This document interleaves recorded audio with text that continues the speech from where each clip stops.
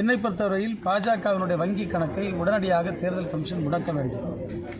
ஏனென்றால் அரசமைப்பு சட்டத்துக்கு எதிராக பாஜக தொடர்ந்து செயல்பட்டு வருவதை உச்சநீதிமன்றமே கூறியிருக்கின்றது.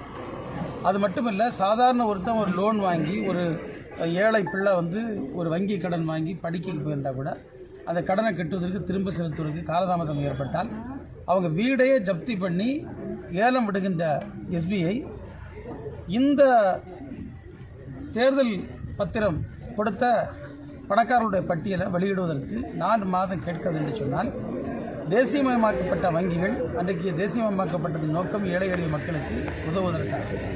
ஆனால் தேசியமயமாக்கப்பட்ட வங்கிகள் இன்றைக்கு பாஜகவின் கையில் இருந்து செயல்படுகிறது என்பது தெளிவாக தெரிகிறது. அவற்றை மிரட்டி தங்களுடைய கையில் பிஜேபி வைத்திருக்கிறது. எனவே பிஜேபியினுடைய இந்த வங்கி கணக்குகளை உடனடியாக தேர்தல் ஆணையம் முடக்க வேண்டும். போதைப்பொருள் தடுக்க தவறிய தமிழகம் அப்படின்னு சொல்லிட்டு ஒரு முழக்கத்தை அண்ணாமலை சொல்லுவார். அதை எப்படி நீங்கள் போதைப்பொருள் இந்திய அளவில் எந்த அளவுக்கு இன்றைக்கு அதை பெரிய அளவில் பன்னாட்டு வியாபார இடம் மாதிரி இந்தியாவை மாற்றிட்டு இருக்காங்க. யாருடைய போர்ட்டில் எவ்வளவு கிடச்சின்னு உங்களுக்கு தெரியும். அவங்க கூட இருக்கக்கூடிய அதானி போர்ட்டில் தான் இன்றைக்கி இவையெல்லாம் கிடைத்திருக்கிறது. இந்த குற்றச்சாட்டை தான் எதிர்க்கட்சிகள் நீண்ட காலமாக சொல்லிக் கொண்டிருக்கின்றார்கள். நீங்கள் எல்லாத்தையும் தனியார் மயமாக்கிட்டு போகிறீங்க. தனியார் மயமாக்கி ஒட்டுமொத்த இது போன்ற போர்ட்டு துறைமுகங்களை தனியார் வசம் ஒப்படைக்கின்றது. தேசத்திற்கான பாதுகாப்பு அம்சங்களெல்லாம் வரணும்னு சொல்லியிருக்காங்க. அப்படி தான் நடந்துகிட்டு இருக்குது. ஏன் இதை பற்றிலாம் உங்களுக்கு பேச தெரியாதா? நீங்கள் இந்த வாழை விட்டுட்டு தும்ப பிடிச்சான்னு ஒரு பழமொழி சொல்லுவோம். அதே மாதிரி உண்மையான விஷயத்தை தெளிவாக பேசினா அது பிஜேபிக்கு எதிராக போய்விடும் என்று சொல்லிவிட்டு ஒரு தும்ப பிடிச்சிக்கிட்டு ஏதாவது பேசிகிட்டு இருக்கலாம் அவங்க நிறுத்த வேண்டும்.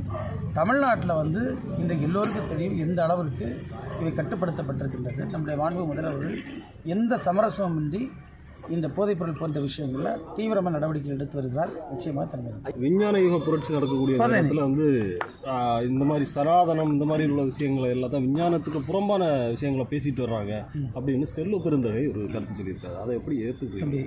நம்ம மக்கள் மத்தியில் இருக்கக்கூடிய மூட பழக்க வழக்கங்கள் மாற வேண்டும். மக்கள் முறையாக கல்வி கற்க வேண்டும். பகுத்தறிவை வளர்க்க வேண்டும். ஒரு நல்ல சமூகமாக வாழணும்னு நம்ம பேசிகிட்டு இருக்கோம். அதனால தான் தமிழ்நாடு, கேரளா, ஆந்திரா, கர்நாடகா போன்ற தென் மாநிலங்கள் மிகப்பெரிய அளவில் வளர்ந்து வருகிறது. வட இந்தியாவில் எப்படி இருக்குது? இங்கே பார்த்தீங்களா, 66 நாடுகளில் பாதுகாப்பாக சுற்றித் திரிந்து இந்தியாவிற்கு பெருங்கனவோடு வந்த கணவன் மனைவியை ஸ்பெயின் நாட்டு மக்களை 7 பேர் காட்டுமராண்டித்தனமாக கற்பழிச்சிருக்காங்க. பிரதமர் ஏதாவது கண்டிச்சாரா? அதை பற்றி வருத்தம் தெரிவிச்சாரா? எவ்வளோ அசிங்கியது! அவனுக்கு இதோட 10 லட்சம் அவன்கிட்ட இருக்கும். அதெல்லாம் அவனுக்கு தேவையில்லை. ஆனால் ஒரு தேசத்தில் தொடர்ந்து வெளிநாட்டு மக்கள் டூருக்கு வரணும் கூட கற்பழிக்கக்கூடிய காட்டுமராண்டித்தனம் தானே வட இந்தியாவில் இருக்குது. காரணம் என்ன? பகுத்தறிவு இல்லை. அதுதான் நாங்கள் சொல்லிட்டு இருக்கோம். நாம் தமிழர் கட்சிக்கு விவசாயத்தை கிடைக்காம இருந்தது.